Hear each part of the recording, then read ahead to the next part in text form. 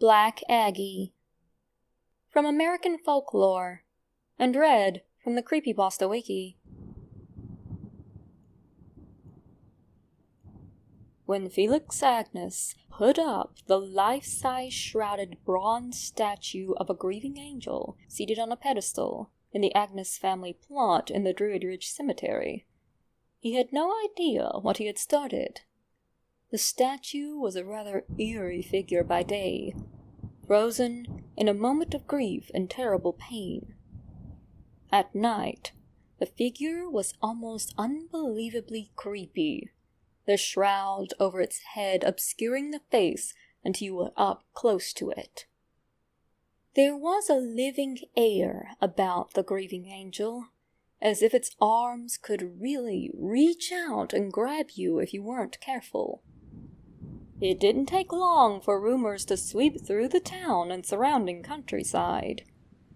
They said that the statue, nicknamed Black Aggie, was haunted by the spirit of a mistreated wife who lay beneath her feet. The statue's eyes would glow red at the stroke of midnight, and any living person who returned the statue's gaze would instantly be struck blind. Any pregnant woman who passed through the cemetery would miscarry. If you sat on her lap at night, the statue would come to life and crush you to death in her dark embrace. If you spoke Black Aggie's name 3 times at midnight in front of a dark mirror, the evil angel would appear and pull you down to hell. They also said that the spirits of the dead would rise from the graves on dark nights to gather around the statue at night.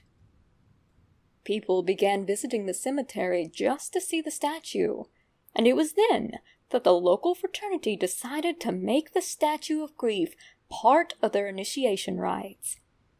Black Aggie sitting, where the candidates for membership had to spend the night crouched beneath the statue with their backs to the grave of General Agnes, became popular.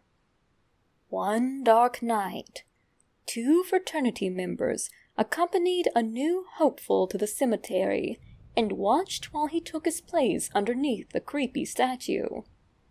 The clouds had obscured the moon that night, and the whole area surrounding the dark statue was filled with a sense of anger and malice.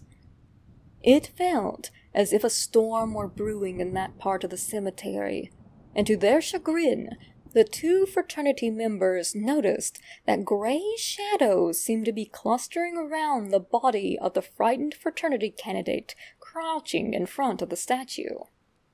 What had been a funny initiation rite suddenly took on an air of danger. One of the fraternity brothers stepped forward in alarm to call out to the initiate. As he did, the statue above the boy stirred ominously. The 2 fraternity brothers froze in shock as the shrouded head turned toward the new candidate. They saw the gleam of glowing red eyes beneath the concealing hood as the statue's arms reached out toward the cowering boy. With shouts of alarm, the fraternity brothers leapt forward to rescue the new initiate, but it was too late. The initiate gave one horrified yell, and then his body disappeared into the embrace of the dark angel. The fraternity brothers skidded to a halt as the statue thoughtfully rested its glowing eyes upon them. With gasp of terror, the boys fled from the cemetery before the statue could grab them too. Hearing the screams, a night watchman hurried to the Agnes plot. To his chagrin, he discovered the body of a young man lying at the foot of the statue. The young man had apparently died of fright. The disruption caused by the statue grew so acute that the Agnes family finally donated it to the Smithsonian Museum in Washington, D.C. The grieving angel sat for many years in storage there. never again to plague the citizens visiting the Druid Hill Park Cemetery.